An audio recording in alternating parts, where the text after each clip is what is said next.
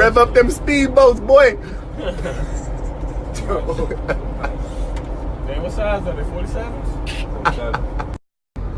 We got a red velvet cake on the squad right now. Boy, look cozy as hell right now.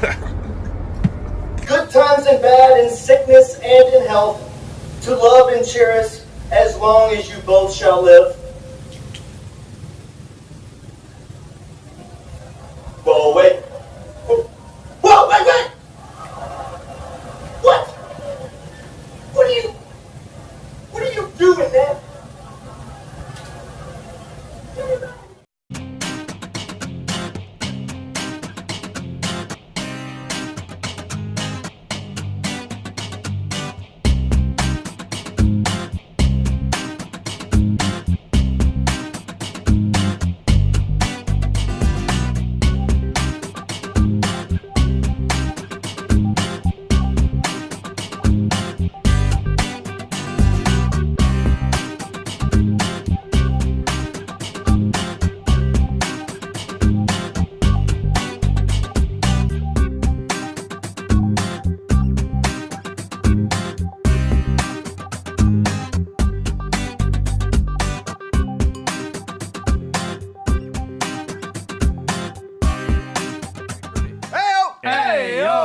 TK, what's up? Well, I'm here at the internet looking for your best tweets at #TheStarters. And guys, today is Valentine's Day. And if you can even believe it, back in the day, the only NBA Valentines that you could get were Michael Jordan Valentines. They were incredible, even the one that just said, "You're cool." You're cool. But the game has changed. Now you can find NBA Valentines everywhere. SB Nation made some, including this LeBron one. I'd trade everyone for you. Very funny. Cycle made some, the best of which is this Kevin Durant, "I'll always defend you" on my burner account, Zinger. Slam Magazine, of course, made some, including a Lonzo Ball one that Big Baller Brand retweeted. Teams made them, of course. You can find them on their Twitter page. And even Kyle Kuzma's mom blasted out a Kuzma Valentine made by Grant Goldberg. So clearly, the Valentine's Day card market has been cornered, so we gotta flip it on them. Want you to fire that pun gun and let us know your best NBA Valentine's Day gifts. For instance, maybe you'll cook a nice romantic Spencer Dinnerwitty. Looks delicious. Or you can pony up for a deep tissue massage, Ujiri. And who wouldn't love a beautiful bouquet of Damian lilies? But we want to hear from you, so let us know on Twitter, what is your favorite NBA Valentine's Day gift? Send us your best tweets to #TheStarters. We'll hear from you later. All right, get your tweets in. Oh, Valentine's Day, guys. Love is in the air, even in Washington, D.C., where a marching Gortat tweet about, quote, team basketball got an LOL from John Wall and eventually ended up with Wall addressing the controversy on ESPN. I know I'm a team player. I average almost 10 assists a game. I'm very prideful in finding my teammates and getting these guys these shots. And it was more just shocking to hear from him and understanding that he gets the most assists from me and the most spoon-fed baskets ever. Apparently, the two have talked things over, so true or false, John Wall and Marcin Gortat exchanged Valentines today. I think that's false. I don't think they were exchanging either Valentine's Day cards or gifts. Or if they did, though, I hope they look something similar to this. You know, Marcin sending to John, "Love having you on my, quote, team." Double down on that.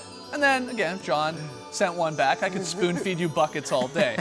I don't think those were shared between each other, but it's a good thing they had a meeting, I guess, the airing of grievances. I don't know if they had a feats of strength as well. But get this off your chest, get it out there, because you don't want to have these shots going back and forth through the social media, for crying out loud. I just wonder how long these guys are even going to be teammates. I mean, Gortat, 1 year left on his deal there. John Wall ain't going anywhere with the 6 years still locked in there in Washington, unless of course, they would trade him. So no Valentine's Day cards shared here, but a good thing, I guess, moving forward. But Gortat has been in trade rumors every single year over the last few years. It was funny how John Wall hesitated before he said he gets the most spoon-fed baskets. He's like, do I want to say this? But you know what? He said it, and it's true. I mean, Marcin Gortat gets John Wall's helped make him a lot of money, hasn't he? He has, but Gortat plays his role well. As far as the screen assist in the league, I know he's always around the top of the mark there, but this is not also something, this is the first time we've heard it. Ever since Gortat's been in Washington, he's kind of called out his locker room before and said, we're not communicating. Every year, it feels like. Yeah. But I think you actually earn respect by that because he's not trying to hide away from it. He's not trying to run and say, oh, I don't want to say these things. He's trying to get the guys fired up because they probably not the smartest idea to do it on Twitter, though. No. Because that was a direct shot at John Wall, right? They had a little bit of a winning streak going. He says another team win. Obviously, no Wall there. It's a team win. Those things obviously get blown out of proportion, of course, on Twitter. But again, the Wizards, it's one of those crazy teams. We don't always know what's going on. But it's not a bad thing when a star player goes out and the rest of the guys actually lift and play better. That's a good sign because we know that when the Wizards have gotten to the playoffs in the past, they do rely a little bit too heavily on wheel and ball. John Beal, as I like to call him. But if these other guys can step up in Wall's absence, then that is only a good thing for the team going forward, and it should put them in a good position in the playoffs if these other guys are like, well, we know we can play even if one of our stars goes down. They're not best buds, but who cares? Yeah. I want to see them work their butts off and not have those down games this postseason because there's always a shot in the Eastern Conference. Yeah. You never know. This is a really talented group that has been underachieving for a while. All right, final one, Trey. All right. Crossfire! Welcome to Crossfire, presented by TISO. This is how it works. I'm going to give the champ and the challenger 3 questions, and at the end of it all, I will declare a winner. Here is question 1. Love is in the air today, guys. You can just feel it. So I'm going to ask you to play NBA Cupid. Who are you two hooking up? Here we go. Isaiah Thomas needs to go back to the Sacramento Kings. There are very few teams in the league that need a point guard, even fewer that have money to get a point guard. The Magic and the Kings literally are the only two, I think, and the Kings could use a ball-dominant scorer. The Magic do not need one. I think just line them up with some defensive-minded guys like Willie Cauley-Stein, etc., and Iverson-like. Bring him back to the Kings. Maybe he can feel that rejuvenation again. Wolves coach Tom Thibodeau already has 3 old Bulls on his team. Why not make it a 4th? Earmuffs Tyus Jones, bring back Derrick Rose, put him with Tibbs, get the whole band back together. And why stop there, too? Let's go get Noah, trade for Deng, talk Carlos Boozer out of retirement. We need Bulls 2.0 in Minnesota there. Get Rose back with Tibbs. A Rose on Valentine's Day. Yeah. Nice. Okay, question 2. Let's look at it from the other side. Which player needs to break up with his current team? Here we go. I think it's DeAndre Jordan and the Clippers. I think we need to, put that final shovel of dirt on Lob City and end this because they were actively trying to shop DeAndre Jordan at the trade deadline, ultimately kept him. Now things are a tad awkward. He knows they were trying to move him. He's got that player option worth $24 million. He's likely going to decline that. He's going to test free agency. He's probably gone. They're going to let him walk, but we're done with this. I think the Kings got to let Vince Carter go. Let him go chase that ring. He's 41 years old. He's 41. We don't know how much longer he can be doing this, guys. He's not signed past this year, although he did all of this last night, what you're seeing here. All of it. Throwing it down. He could help somebody out, even though he's just averaging 5 points per game. He didn't do it as a lead guy, but he can get a little ringy. He can get a ring. Nothing wrong with 41-year-old guys, I'll tell you that right now. Now, question 3. I'm going to turn the tables on you guys. Who is your NBA Valentine? Let me hear it. Giannis Antetokounmpo. He make that ball go boom, though. Ooh. Fingers of a pianist. He's at the top of my list. Is he 6'10", is he 6'11", or is he 7 feet? Some basketball is unpalatable. Watching Giannis is a treat. At 23, he's likely an MVP in the future. Ooh. That's it. You're done? I didn't know. My NBA Valentine's actually Tass. It's actually Tass. And I wrote you something.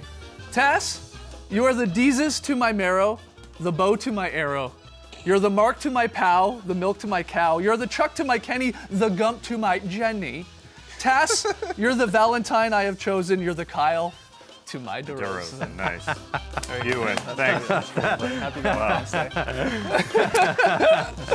Who the winner? Hey, listen, they were both beautiful poems, but I'm going to give this to you, so you can then hand that off to Tass. Oh, you want me to give it to him? No, Nora, don't wait up tonight, girl. I'm making sweet love to this. Making sweet love to this belt. What NBA Valentine's Day gifts would you go and pick up there for your NBA players? Trey, you got a few best answers. Yeah, some great answers. Gonna blast through a bunch of them. Diamond jewelry. Drew Holiday. It's tough to say, but it's great. Take your date to the top of the Stifle Tower and hope nobody blocks your view. Not bad. Treating her right with a surge of back rub, bro. Very nice. A Cantor lit dinner for two. Why not? A classic Bob Love Bulls uniform. I personally like the red with cursive. That would be a great gift for a Bulls fan. Just Kyle sing her a song. He's still around. A Rolls Royce O'Neal. What a Valentine's Day gift that would be. And how about a box of white chocolate and chocolate thunder? Jay Will and Daryl Dawkins. Very nice. Great answers. All right, let's check tonight's hour-long starter special. Screwed up a line in my poem, so I'm going to read it now. At 23, he's likely a future MVP. He's already got 2 shots. The 1, the 2, and next, the 3. Brace the night, people. Happy Valentine's Day.